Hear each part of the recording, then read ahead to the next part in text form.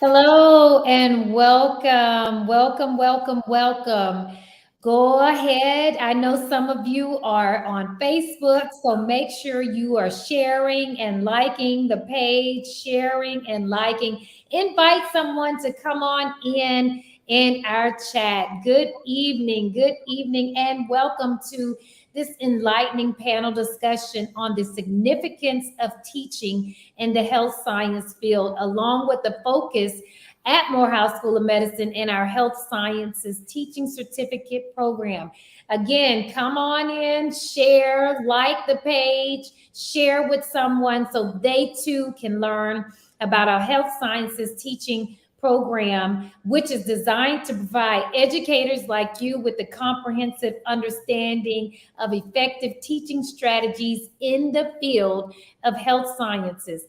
Whether you're a seasoned educator looking to enhance your teaching methods or new to the realm of education within health sciences, our program offers valuable insights, practical skills, and the opportunity to connect with a community of like minded professionals.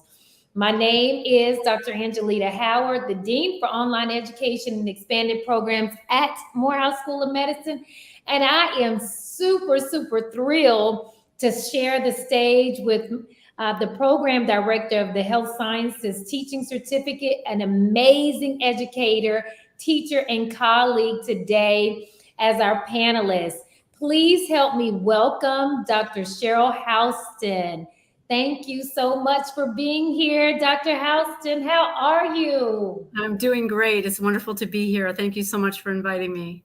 Good. Well, we're going to get right on in. So you all make sure that you're tagging someone, sharing this, because people who are interested in teaching or teachers, educators who want to teach in health science or teach period at the higher education level, they need to hear about this tonight. So make sure you're tagging them, make sure you're sharing the page, make sure that you're inviting others to come and join us. So first, I just kind of want to hear about Cheryl. Who is Cheryl Houston? Who is Dr. Houston? Tell us, give us a little background about you and your work, and how did you get into teaching? It's fascinating because it really wasn't something I planned to do at all. I had been studying, working at another medical school in the Midwest, and I was set my sights on being an R01 institution researcher and grant writer, and I was on pace to do that exact thing. And one of the mentors that I was working under said, "Do you think you could co-teach a class with me?" And I thought, that's just kind of crazy. But I said, why not? And thought she's an outstanding educator. And I thought I could really learn a lot, even about translating what I'm doing to the public or whatever. I thought it'd be a great experience. And she said to me after the class was over, "I think you have a knack for teaching." And I was flattered, but I said, no, thank you. I've set my sights in one direction. And it didn't take but another few more weeks of teaching. And I thought maybe there was just something about it that really just put a fire in my soul. And I enjoyed working with the students so much. We had this great collaborative relationship. And so I actually left that R01 institution doing the research that I was going to do. And I settled in a small private teaching university so I could really hone my craft. And I have to say, I have never regretted it. Wow.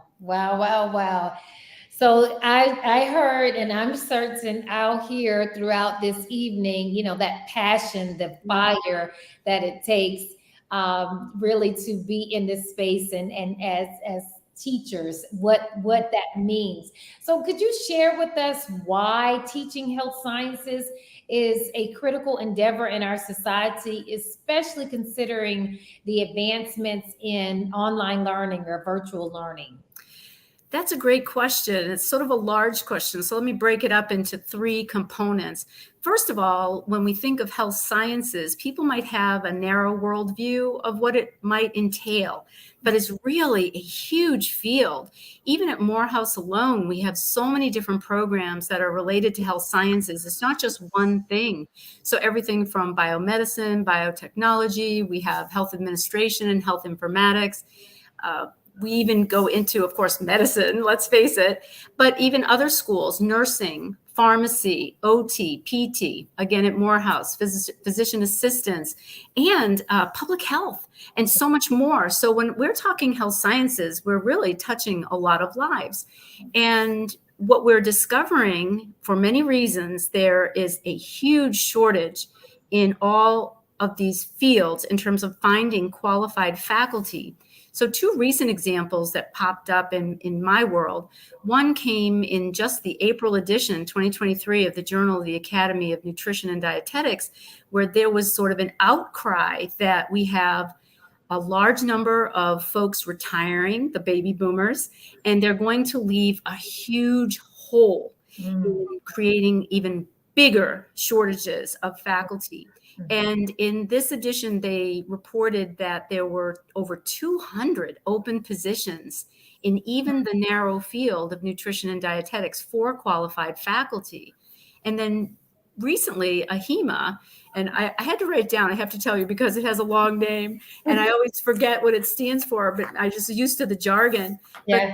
But so the American Health Information Management Association started an initiative. The changes in health informatics are so big, not just because of changes in healthcare, but also changes in technology and changes in education. That's a triple whammy. So they're noticing that they have to produce really state-of-the-art graduates. And with that, they created a HIMSS initiative related to a reimagining of the field. And one of the qualifications of that recommendation was more graduate trained health informatics professionals. So of course we do have health informatics at MSM, but the educators to teach those students as well. So you take those two big factors and then you add the triple threat, which is virtual education. Now, virtual education, I was skeptical many years ago that it would be as wonderful as it is today. And I'm glad I just took my blinders off and said, okay, I'm all in. Like, I want to try this out for myself. And I was hooked. And this was decades ago when it was clunky and not nearly as state-of-the-art as it is now. So virtual education really reaches a global community, and that can only enhance the kinds of classroom environments we're going to have, but it means that we're going to be able to create more accessible education for learners around the globe. Yeah, you just mentioned, and maybe you can delve into it just a little bit more. You talked about 200 educators needed to fill positions in nutrition, and then AHIMA. Can you talk about that a little bit more? Because what I'm hearing is that there are opportunities. What would a person need to do in order to even see those opportunities? Where do they find those opportunities? There's an easy way and there's a better way. So the easy way is to take your subject matter expertise and step into a classroom and talk to students in one language with one technique, and that's in translating my information to you. So I just impart information to you. And what we're seeing is that leaves a big hole for the student, and it leaves not the greatest experience for the learner. So we're not just limiting ourselves to, you have to have subject matter expertise, no doubt. But if you don't have art and science of teaching to really support your translation of your knowledge to a diverse group of students, it could fall flat. And then you're not going to have the kind of experience you want. So subject matter experts in all types of health science fields can easily find work, but can they find a passionate career that fuels their soul? It takes a balance of, I know this, but I can share it with you because I have a background in the art and science of teaching that allows me to translate it in a way that you understand, you might be very quick to learn by reading, simply reading and then emulating. Easy. Other students really are challenged because they want things visually and they don't just want to read a textbook. They want it to come alive. So can you make videos? Can you use educational technology? Can you teach to reach the students today, which are not the students that you and I sat in our classrooms with maybe 10 years ago?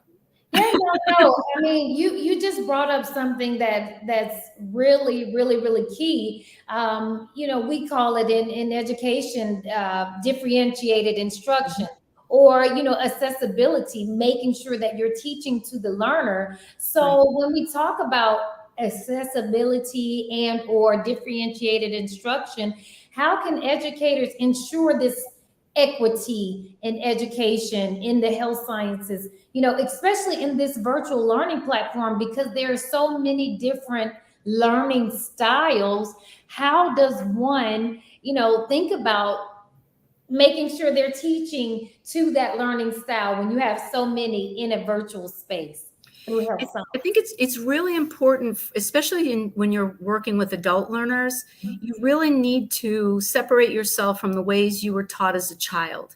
And you really need to understand that adult learners want information that's relevant and timely and applicable tomorrow. They want to be able to take an educational stance and learn new information that they can bring to their jobs the very next day, not only to enhance their own performance, but maybe impress a boss, maybe to get a promotion or whatever their goals are.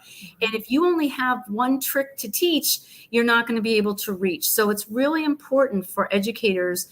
And this is why we spend so much time in the very beginning talking about today's learners compared to previous learners, how to make the information relevant, how to give students assignments that can really help them feel that it's not just busy work, it's relevant and it's applicable tomorrow. So that means we create assignments that are of student choice, that use their field of expertise. We use rubrics to grade them equitably, and we build in universal design for learning so that all learners have access to all the information in a variety of different formats so that it can really speak to them no matter what their preferences are. Yeah, and I must tell you, as an educator, as a student, I feel like I was in school forever, and as an administrator, I don't like wasted time. I Right. remember being in the classroom, and I just felt like, or as a student, that people just gave busy work, busy work, busy work. But where did the outcome to that busy work? What was the outcome? What was it for? So I love the fact that you just said, you spoke about not giving busy work. We're actually using rubrics, actually using different tools to assess learning, different ways to really assess learning. So now on to the health sciences teaching program, our certificate program. Why do people need this? Why a health science? Why the certificate in health sciences field, and how will it benefit both educators and students? What happens many times in teaching, and it's really a sad story to tell, but it's the truth, it's that faculty are prepared didactically, meaning they get expertise in a particular area and then they're just told to teach. And they usually emulate the teaching that they experienced. And it wasn't always the state of the art kind of teaching that we really need today to reach a diverse set of learners. So what happens is you end up doing what I fell into that first time, which is baptism by fire meets trial and error. Yeah. And that is no way to start your career. I learned very quickly that I didn't really know why sometimes things worked and sometimes they didn't. And each new class brought new challenges. I had terrible classroom management skills. In other words, how do you modulate a conversation? How do you include all learners so that they can feel heard and keep everyone on an even keel as they go through? How do you support the learner who's struggling with some information, and how do you provide them with additional resources? And now, of course, we have learning management systems, Blackboard, Canvas, etc. So the health sciences teaching certificate really works to give you the skills that will make it really truly enjoyable for you and for your learners, because you will not be banging your head against the wall wondering what went wrong, or you're not going to wake up on student evaluation day and really like worry about what the students are going to say. You're going to look forward to their feedback because you know it's going to be productive. You're going to know that you did a really good job. You're going to see progress. I just had an aha moment. I've been teaching for decades, and I have to tell you, I had an aha moment where a learner really worked hard, but just wasn't getting it. And we just kept going over it. Then I changed the way I approached it. Then we tried something new. And by the fourth time, the student had an epiphany and wrote something that gave me goosebumps. I really saw the transformation. And there's nothing more rewarding than be able to serve this much needy world in an area where learners are built up, not broken down, where they're supported, not weeded out, where they're really given a chance to be themselves at their very best. Yeah, and you know, people always say, well, you don't need this to teach. And that is true. You don't need a health sciences teaching, especially at the college level. But I mean, just share, if you could, a little bit more about why people don't need it, but why it's important. Certainly, you know, I'm a content expert, so that should all Yes. that should be what it all is needed. But dig a little bit deeper as to why that's just not enough. What was really exciting in the most recent class of students that we had go through the certificate was how much they valued it. So here we had content expertise who were willing to enter the program, and they were really curious, like, would this really enhance their teaching? And one of the things that we discovered early on is they were jumping into their existing classes and adding some of the tools and some of the new techniques right then and there, and reporting back how much more engaged students were, how much more fun it was to teach, and how much more the students really felt connected and created sort of this community. So you're right, you don't need it to teach, but you need it to teach well. And I have to say that there's a real difference in just standing in front of a classroom. Those days are over. Standing in front of a classroom, just going off your notes, just regurgitating information and having students take true false exams, those days are so far in the past, and I'm really glad.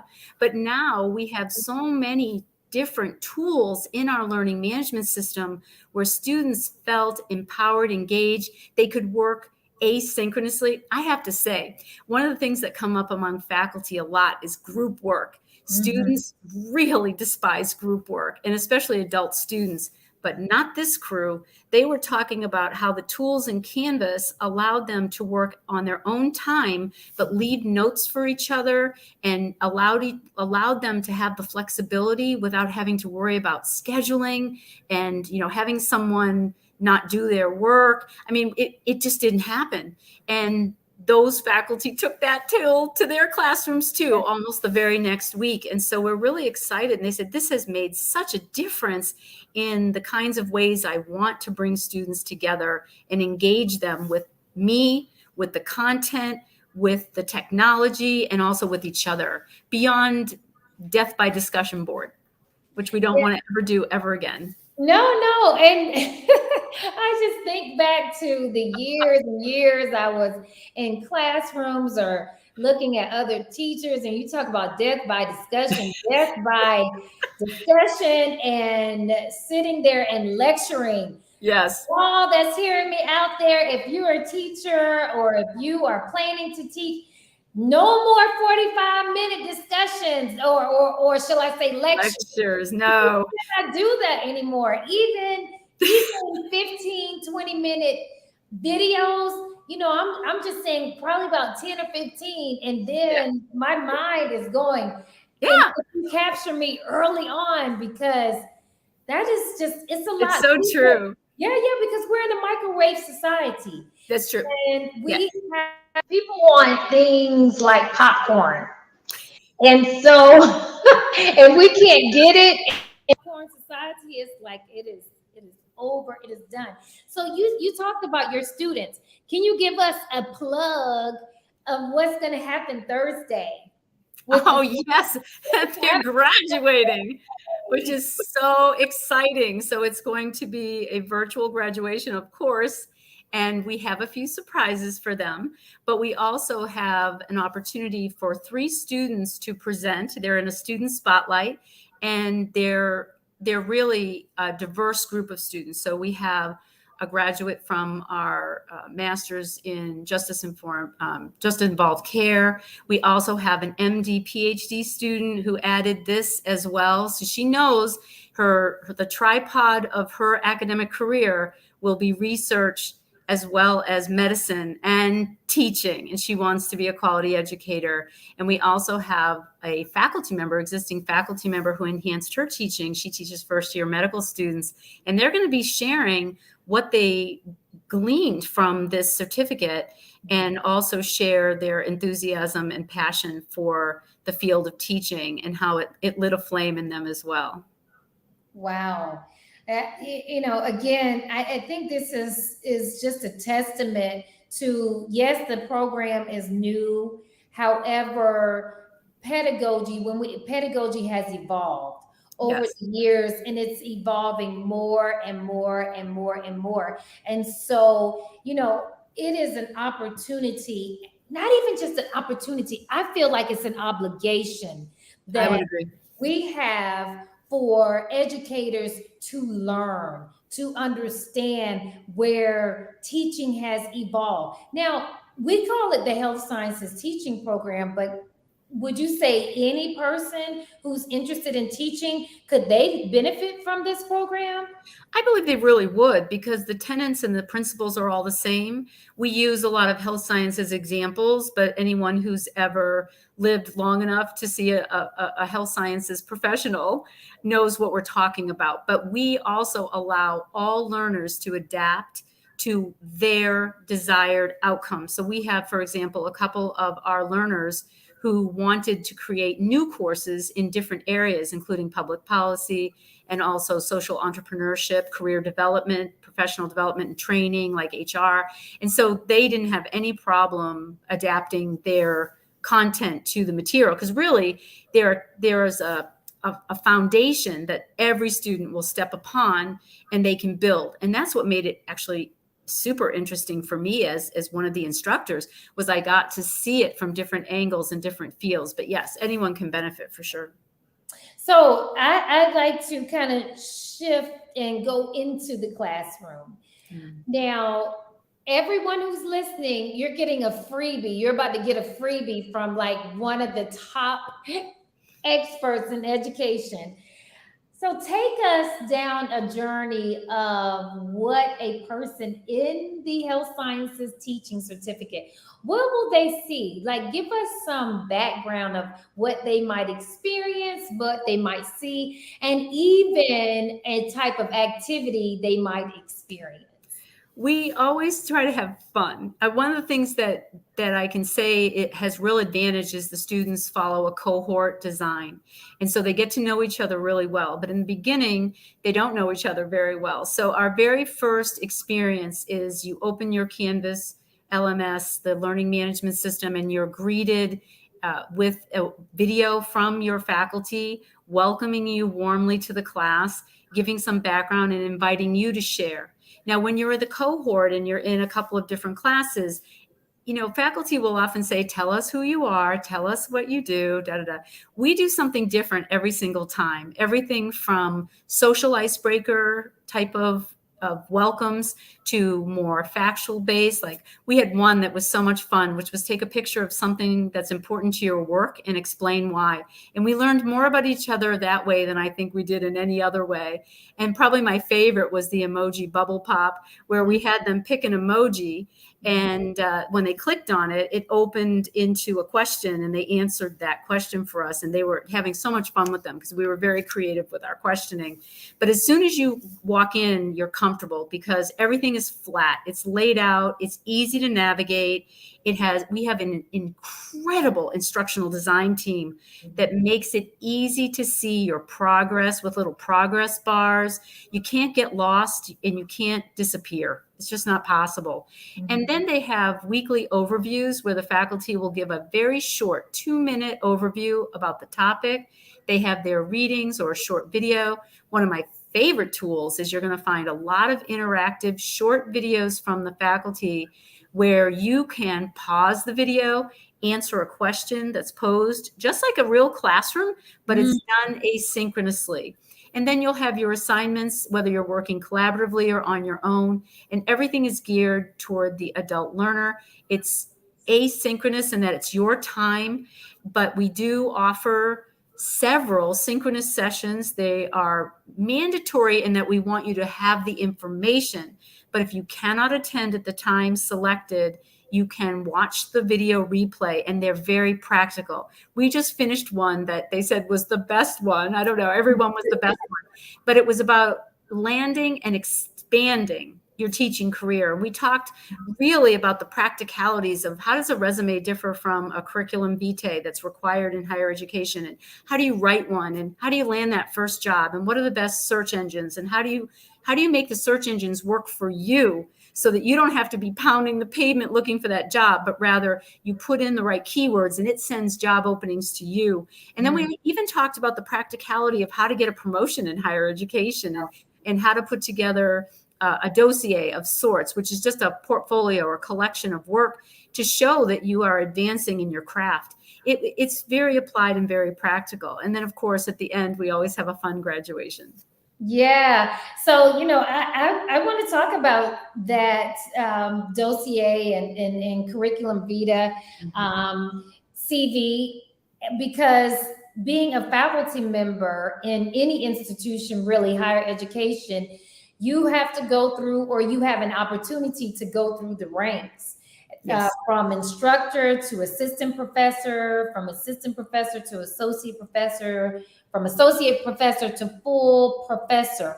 And so having this certificate, how can that really help people who are going through those ranks? How do you see a certificate such as this adding value to them going through the ranks of the promotion ranks? Yeah.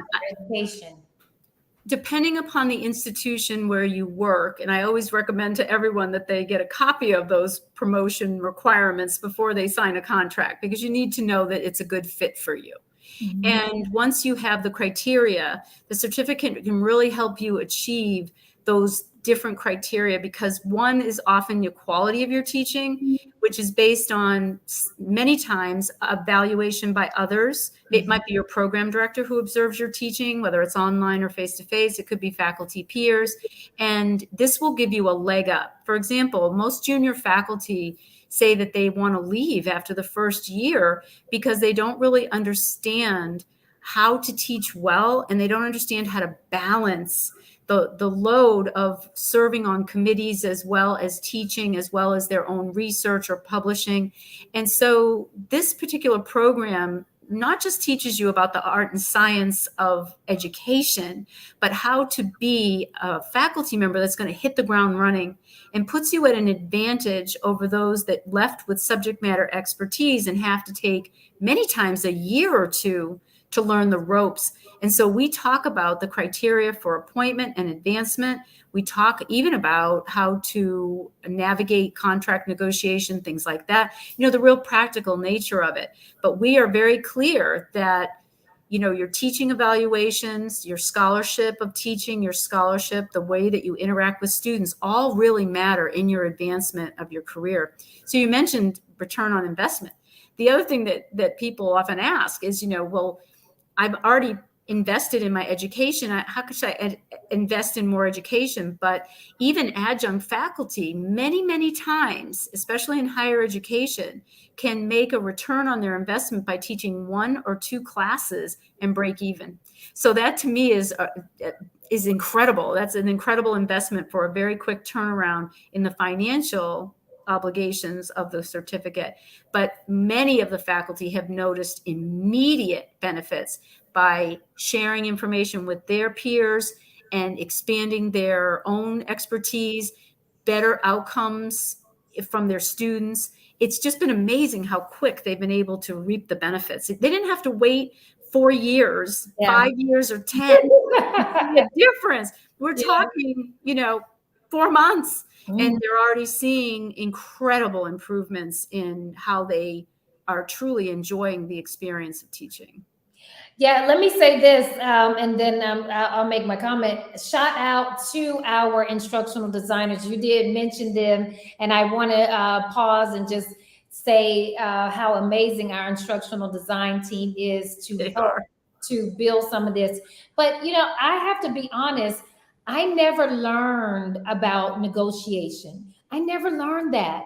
And some of the things that you've just talked about, this program offers, I never really learned how to structure my resume. People would, just say, well, go do this or go look at a link or send to a link, but never as a part of the curriculum.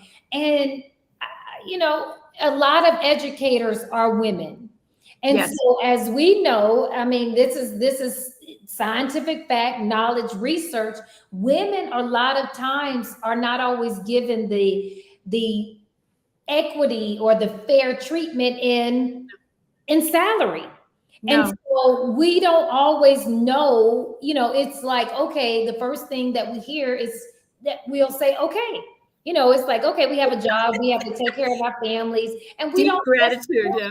yes, we don't negotiate. So my heart, you just gave me chills thinking about the many people, excuse me, the many people out in industry who have not gone through a program such as this. Yes, they may teach or may know, may know their subject matter, but do they really understand their worth, the value, and how to go in and negotiate salaries, how to talk up what things they've done. I remember you sharing with me how to even go and figure out what to put on your CV. Something, Yes.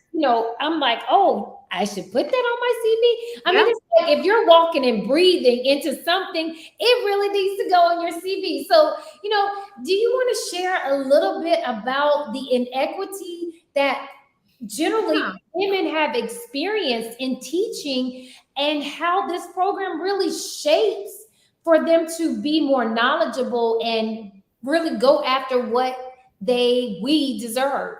It's really important because depending on the university, women typically have fewer advancing opportunities. They usually start out at a lower rank. They don't often get tenure track. Some universities don't have that, but those that do, typically they're more men who hold those tracks, get that opportunity.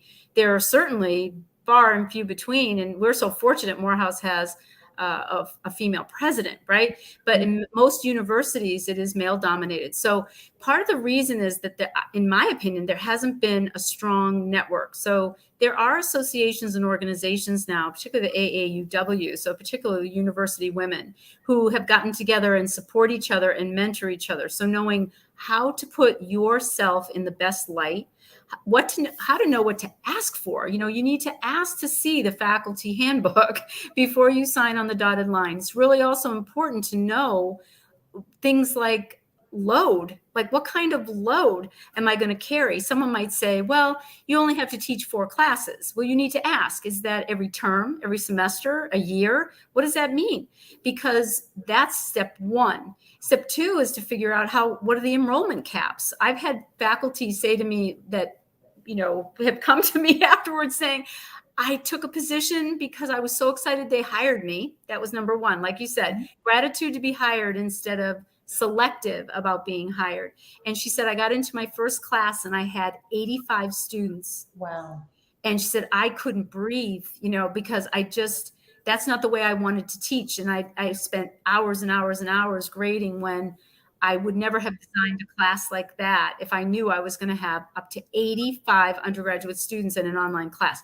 So a lot of what we really need to do as I think all educators, but certainly women, is to inform each other about the fact that you can ask these questions and that you should be selective because there are many job openings especially in higher education, looking for quality educators. And if you have a certificate in teaching and they know you're going to hit the ground running, that they don't have to babysit you for that year or two, that you already come prepared, you will really rise to the top of the candidate pool. Yeah, I like that. You have to ask questions. Yes. Anytime that I've ever interviewing people, or even interviewing when I've interviewed in the past, I feel that it's courtship, that you're courting, because you want to know if it's a good fit for you, and Yes. vice versa, if it's, a good fit for them. I'm certain they would want to know that, because you don't want to go to a place. Now, there are some people who love teaching big classes, who love big lecture halls. But honestly, when you think about online education, it can be very difficult unless you're trained and have the knowledge. How do you handle a classroom of 100 or 85 Right. or 90 in an online classroom? Because I'm certain you don't want to grade 10-page papers of 85 people. So Right. you Right. certainly At have, least not more than once. yes, not more than once. Well, and we also spend time talking about how to modify the course so that you're not compromising on the quality or the objectives or the assessment of student learning, but that we're using the phrase working smarter, not harder. And we're really working to have students engaging with the content and the instructor, et cetera, without a lot of extra work to do, but that gets right to the student objectives and meets those objectives in a way that is really important. But you're right about women don't ask. Most people don't ask. And it's really important to know that you can ask questions about load. You can ask questions about the enrollment caps, what advancement looks like, what the criteria are. And it may not be a good fit for you. If I were to go back and try to be an R01 researcher, my CV wouldn't support it. But I could walk into any university and know that they would be considering me for hire as an educator. And I think that's really, really important, because there's so many openings that we just cannot fill. And what happens when there are, many openings is then student wait lists get longer and longer. Yes. And now we're seeing we don't have enough professionals in the health fields. And so then that means the quality of our care could also be impacted. So it's really important that we fill those gaps with educators who can hit the ground running and enjoy what they're doing. No, yeah, I completely agree. My daughter, who's a biology major, first of all, certain classes are only offered once a year. And then those classes are normally taught by the same professor, because they don't have that many people teaching, eligible to teach in a health sciences curriculum. So if you are listening, if you know someone who is listening, I want Dr. Houston, as we're getting kind of ready to wrap up, please make sure that if you have questions, we are going to open it up for questions. So please type any questions that you have in the chat. Please ask any questions that you have. But Dr. Houston, as we are, heading down the runway, if you will, if you could just share, how can people connect with this program? What do they need to do? How much does it cost? Any background that you can give? How long does it take to finish the health sciences teaching certificate?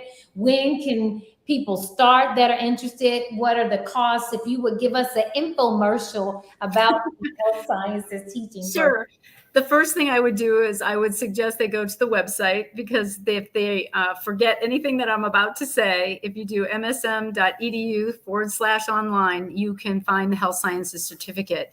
And there you'll find a list of the courses. So this certificate has 3 courses that run sequentially back to back to back over the course of 1 semester. So they're roughly 4 weeks long. The last course is a week longer, because we want you to do an experience of your choosing, and you'll be observed by a highly qualified educator who can give you tips and feedback, which has been the most fun. I just finished the recent class, and it was really fun to see them up there sort of strutting their stuff and really doing much better than the first time I met them. So good.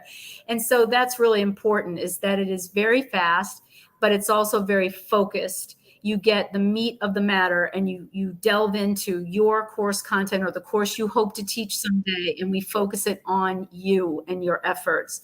And the program starts in January. Our next cohort we will take in January. So you can go to the website and click the apply button and say that you're interested in a January start, and we can get that running. I will tell you that we do interview all of our candidates. So I would love to meet you and get a chance. Either you'll meet with either me or my program director, Cheryl Houston, and we'd love to have a conversation with you about your goals and the kind of direction you want to go. And again, about fit, because it's also important that this be a good fit for you as well. And the cost of the program is $5,000.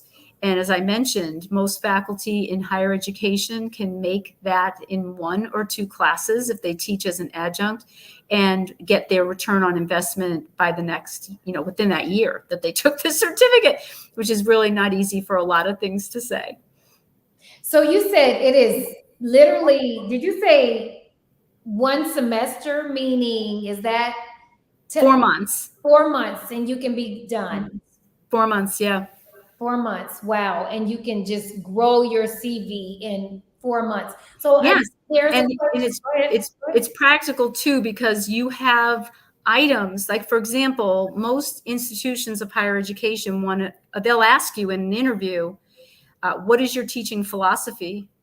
And we take time to write it, critique it, and polish it so that you can explain to the hiring committee what you stand for as an educator. And it's really an important piece that a lot of people don't even know they need.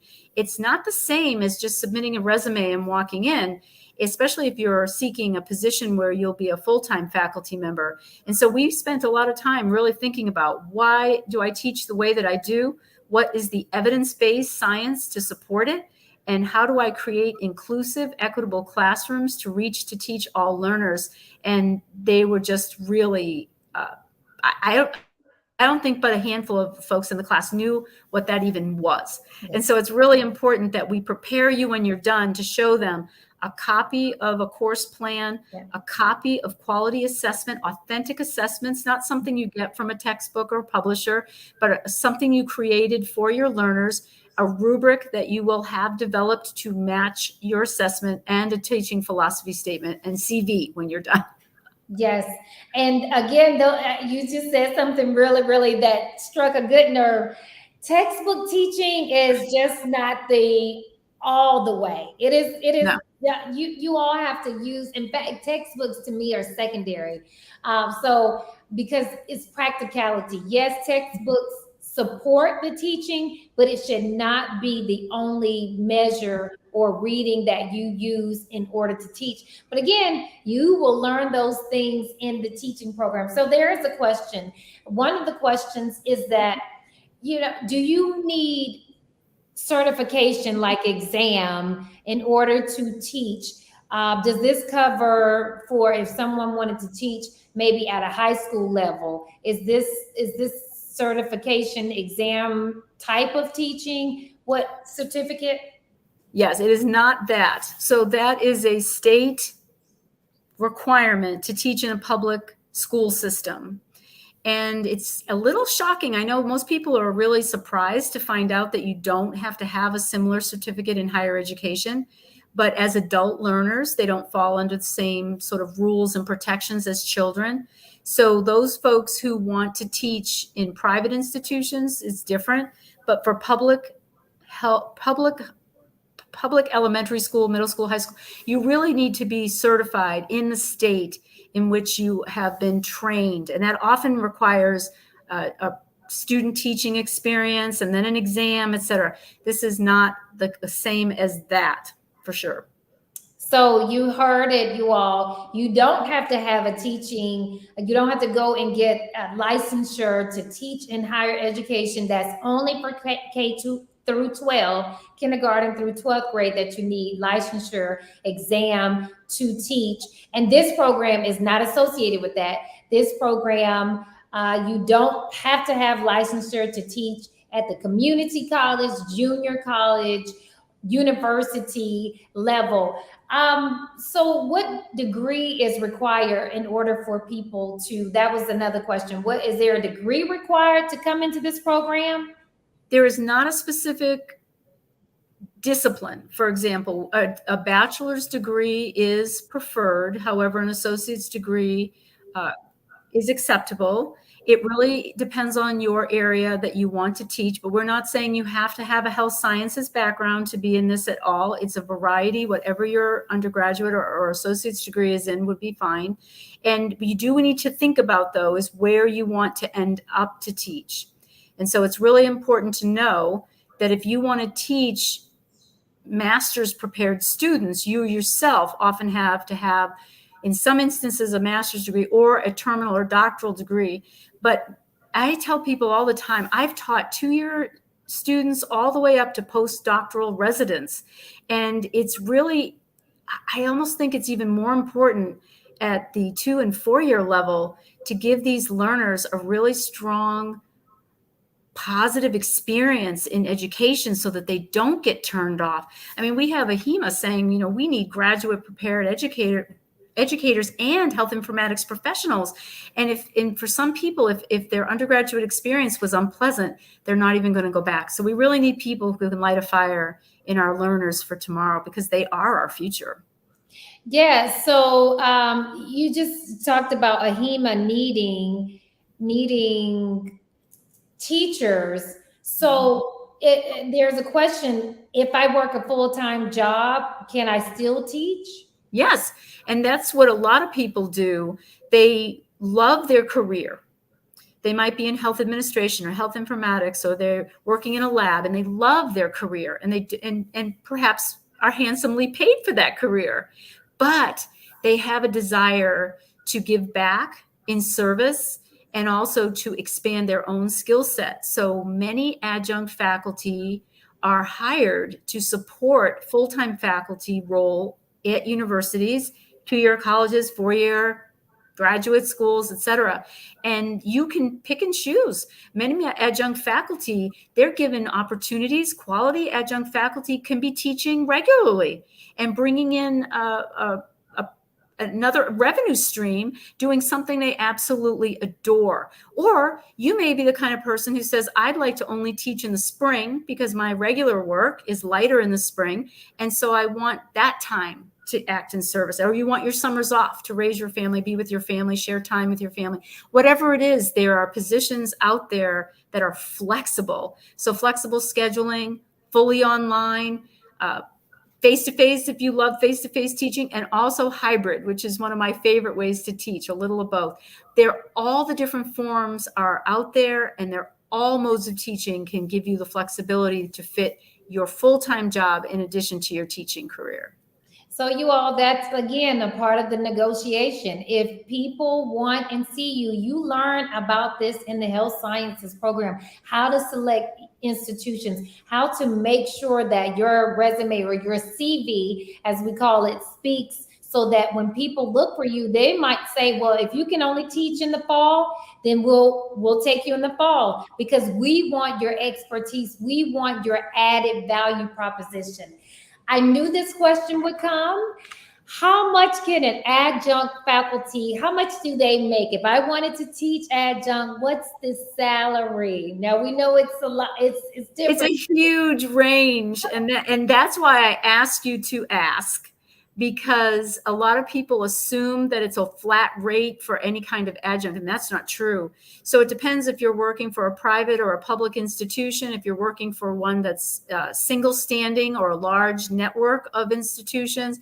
I can tell you honestly, I've seen people making $3,000, $3,500, all the way up to $7,000 for a class. It depends on who you're teaching for and what region you're teaching in. Now, I have to tell you something. I'm going to be honest with you. My students love that I'm very honest, and I always say I pull back the curtain. You have to think about it. A global reach. So you're going to learn how to teach using virtual tools. Yeah. The advantage to that is that you can teach anywhere in the world. So I can assure you that a lot of my friends, I'm in the Midwest, and a lot of my friends love to teach for California schools because they pay California salary and yet I'm living in a Midwest state. So there are many, Good. many. I never thought about that. I probably need to go and get an adjunct role at the camp. I Role in didn't California. know that. So it's really kind of fun because, the cost of living is different in Yeah, different parts of the world, and they often pay the same. No, they're not asking where you live to pay you right, less. They right. pay a certain rate for your rank, and that Mhm. is what you get for that rank. And Yeah. so you can be strategic about where you teach. Oh, I learned something. That's good. Yeah, yeah, yeah. I never thought about that. So look worldwide, especially Look worldwide. education opportunities. Well, this has been amazing. Of course, I have been a fan of yours from the beginning. And so certainly having you on the Morehouse School of Medicine team has not only been a dream fulfilled, but a dream realized, because even our teaching team has increased in its knowledge and its performance thanks to what you brought here to offer. So you all, I again thank you, Dr. Houston, for this evening and for sharing such an amazing wealth of knowledge. If you are interested in the health sciences teaching certificate, again, it's only 4 months, only $5,000. Payment plans are available. We are here to help you. You see the website address right here on the screen. Visit www.msm.edu/online to get connected to the online education and or to get connected to Dr. Cheryl Houston, who will give you additional information. It has been a pleasure. You can rewatch this. You can send this to your friends or colleagues, people who are interested in teaching, even if they already teach. Please send it to them, because this is a wealth of information that you just do not receive, especially when we talk about negotiation, putting your CV together, putting your packet together for promotion, all of those things that you just don't learn. You don't get to learn. We have it here in our Morehouse School of Medicine. Dr. Houston, final words, any final words that you'd like to share with our audience? I just want to say that it's been a pleasure to be here and share with you. And I just want to encourage any of you thinking about entering the field of teaching, please give it serious consideration. We need you. We want you. We welcome you. I look forward to seeing your applications tomorrow. Oh, when does the next class, the next cohort start? January, but the enrollment is now. So we are open and ready to welcome you. So don't put it off. Don't put yourself and your career and your dreams off one more minute. It's a quick and easy application. Just click apply now, and it'll take you where you need to be. And we will hold that opening for you in the spring. Absolutely. Well, thanks again, Dr. Houston, for being here. Thank you, everyone, for sharing with us tonight to learn more about Morehouse School of Medicine and how we're impacting health education through our health science teaching certificate. Good night, everyone.